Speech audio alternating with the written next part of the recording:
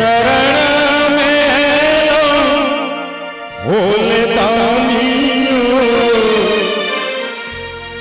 भोले दानियों किया लगे भोले दानियों किया लगे फूल धूप माला ले, फूल धूप माला ले शरण में भोले दानियों किया लगे भोले दानियों किया लगे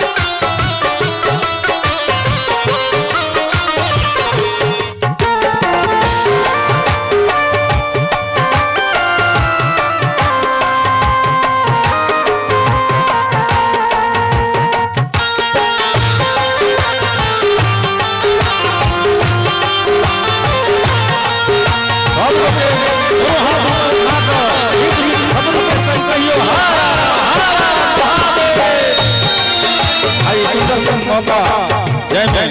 सिंथेसाइजर से बता रहा है कंचन जी, पिंटू जी, ढोलक छोटू बाबू और तबला दीपक ठाकुर जी, इस समस्त म्यूजिशियन के संग हम राजनीति अंधेरा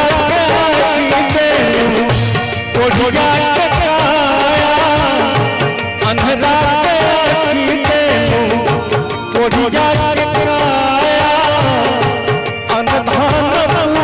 सबके